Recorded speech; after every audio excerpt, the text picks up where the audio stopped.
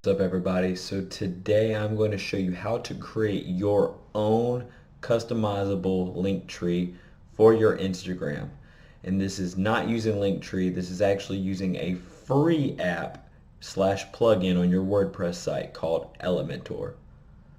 Stay tuned.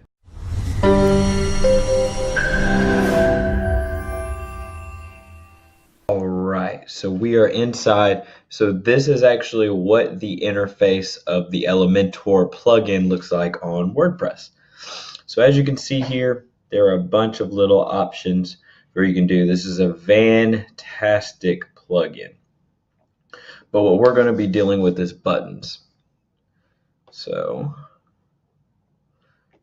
just slide your button over here. As you can see, it pops up right here. So there are different types that you can do. There are little preset colors that are going to kind of, change depending on what that is.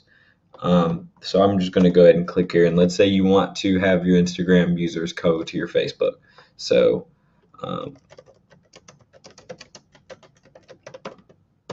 like me on Facebook, you can actually put in your website.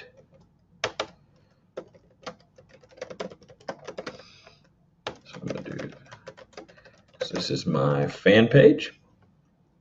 So here in alignment, it will let you put where you want to put your button. I do the big justified, so it goes across.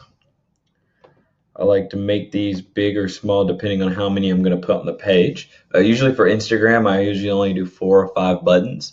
In my opinion, you shouldn't put more than 4 or 5, just because it gets to the point where if you want the user or follower to actually go and do a certain action, you want to be more specific and not give them as many options. But if you truly do have that many options and you don't have a preference of which one, and it's just you want them to connect to all of your pages and not just one significant offer, then hey, whatever you're into. Cool feature too is you can actually put a little icon that's going to go to the left of it. So if I can get to work, okay. So as you can see, a lot of options. So you can actually look up Facebook, click this, add a little F over here. And to actually change the color and to change any form of animations, you're going to go to Style. We're just going to go to Background Color. Try to do something that kind of looks like Facebook's. That's pretty good. A little lighter. So, got that. And this is a feature I really like. You can actually do a little border to make it look a little more significant. So you can do a solid. You can do a little line. I think I like groove. Yeah, I like it because it kind of pops. And to add to that, you can do a hover. So you can actually change what happens as you go over it. So you can do a pulse. So, when the user puts over it, that's what they do. You can do a shrink. You can do bounce in. For me personally, I actually like the pulse grow.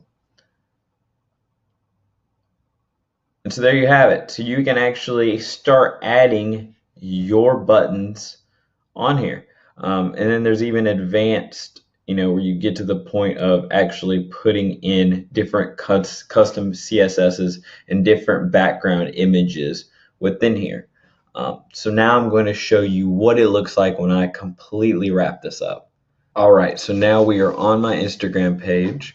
And as you can see, normal over here, and on the link I have zachvines.com/links, so you could use this on your blog, and use whatever hash you want to use or side link, but I use just links. And so once it redirects, you will see how it goes. So they will pop up here, and now they will have access. So these are the links I like adding. You may have less, you may have more, you may have different ones, but that is right there how you utilize using more links on your Instagram, which means more offers, more follows, and more chances for them to just check you out and other things you have going on. So a lot of times I like, adding stuff in my post where they need to go to my link to access something. But then as they stumble upon these, they usually do opt in as well as liking and subscribing on other things.